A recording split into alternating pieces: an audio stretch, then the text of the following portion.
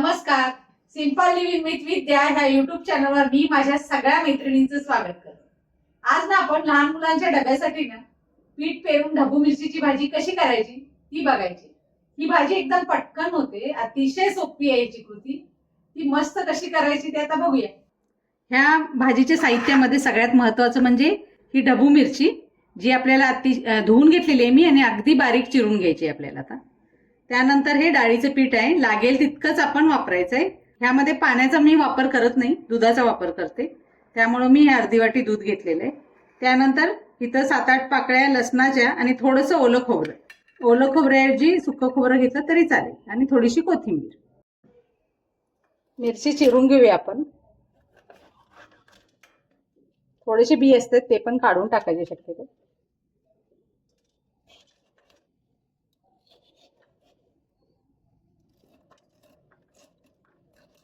मुलांना ढबू मिरची खायला अजिबात बघत नाहीत, पण अशा पद्धतीने केल्याने अगदी बारीक बारीक चिरून टाकलं ना त्यांना कळत पण नाही. जसं पावभाजीमध्ये घातलेली लक्षात येत नाही ना मुलांना, अगदी त्याच पद्धतीनं ह्या झुणक्यात घातलेली मिरची पण अजिबात कळणार नाही.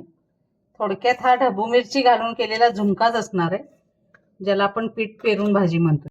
हे बघा, अशा पद्धतीनं ना बारीक चिरून घ्यायचं अगदी ढोबळी मिरची.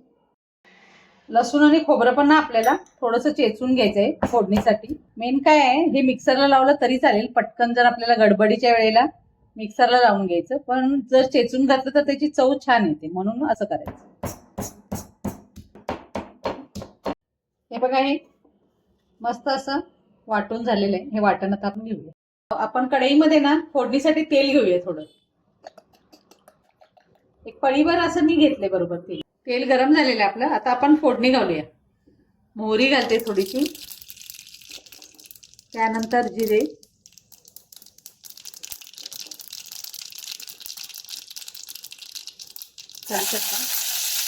हिंग. त्यानंतर बाकीचे मसाले घालण्या अगोदर ना आपल्याला थोडीशी ही मिरची आहे ना ती परतून घ्यायची. गॅस बारीक करायचा थोडासा. आता आपण ह्यामध्ये बाकीचे मसाले घालून घेऊ. हे लसूण आणि खोबरं जे बारीक केलेलं आहे ते आता परतायचं ह्यामध्ये थोडंसं. याचा रंग थोडासा बदलला की मग हळद आणि इतर मसाले घालून घ्यायचे आपण. आता थोडंसं हळद घालूया. त्यानंतर धनापूड थोडं थोडं घालायचं सगळं. जिरापूड आणि लाल तिखट मुलांच्या आवडीप्रमाणे घालाय. आता हे छान परतून घेऊया. गॅस बारीक ठेवायचा आणि आरामात करायचे ह्या गोष्टी, म्हणजे मसाले ना करपत नाहीत अजिबात. आता हे छान परतून झालेलं आहे सगळं. आता ह्यामध्ये ना आपल्याला हे दूध घालून घ्यायचं. जर तुम्हाला दूध आवडत नसले ना तर पाणी घालू शकताय, पण दुधामुळे झुणक्याला चव पण खूप छान येते आणि हेल्दी पण होईल तुमचं.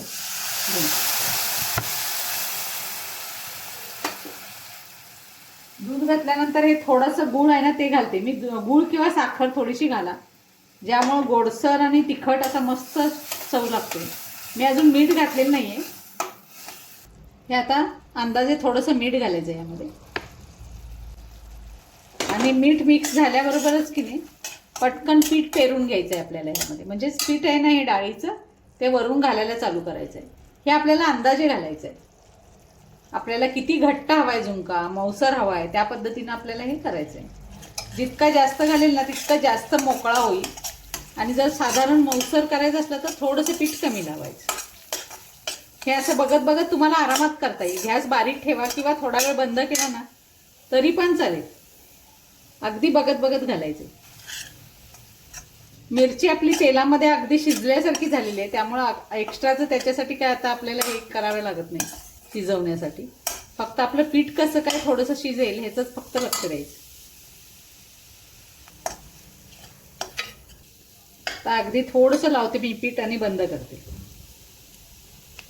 मी पण ना आता थोडा वेळ गॅस बंद केलेला आहे, कारण मला हे व्यवस्थित परतून घ्यायचं आहे. नाहीतर काय होईल माहिती आहे का, तळातून करपायला चालू झालं की आपल्याला झुणका शिजायला व्यवस्थित मदत होत नाही. हे व्यवस्थित असं परतून घ्यायचं. त्यानंतर ह्याच्यावर आता झाकण घालायचं आपल्याला. आता गॅस चालू केलाय मी, बारीक केलाय अगदी. आणि आता 1-2 मिनिटं म्हटलं असं तरी चालेल.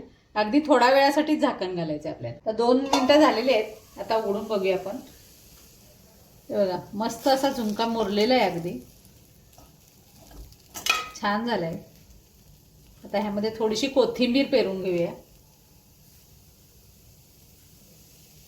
आपल्याला आता डबा भरायचा आहे, त्यासाठी मी पराठे केलेले आहेत. ते मोठ्यांना लहानांना कुणालाही आवडतील असेच पराठे मी 2 घालते. तुम्हाला लावायचं असलं तर त्याच्यावर थोडंसं तूप लावून घ्यायचं.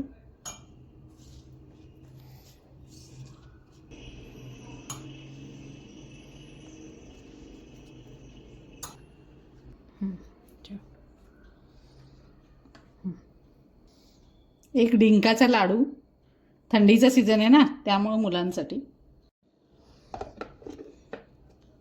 हे थंड करायचे आपल्याला झुणका डब्यात भरण्याआधी, म्हणजे ना वास पण येत नाही आणि छान राहतोय.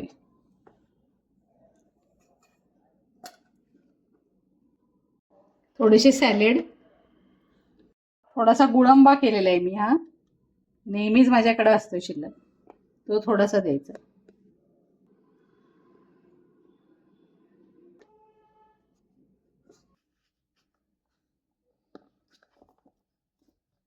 अशा पद्धतीनं ढबू मिरचीची पटकन होणारी पीठ पेरून भाजी किंवा ढबू मिरचीचा झुणका म्हटला तरी चालेल. अतिशय छान होतोय. हा टिकतोय चांगला. दुपारच्या मधल्या सुट्टीत मुलांना खाताना वास येणार नाही. अगदी छान खमंग अशी लागेल रेसिपी. आणि ही मुलं ना पुन्हा पुन्हा तुमच्याकडे मागतील. आणि सकाळच्या गडबडीच्या वेळेला पटकन होते, त्यामुळे तुम्हाला अजिबात काही काळजी करायचं कारण नाही. अशा पद्धतीने आपली डब्याची एक भाजी तयार झालेली आहे. तुम्ही पण मस्त अशी भाजी करून बघा आणि छान छान अशा कमेंट्स मला द्या. थँक्यू.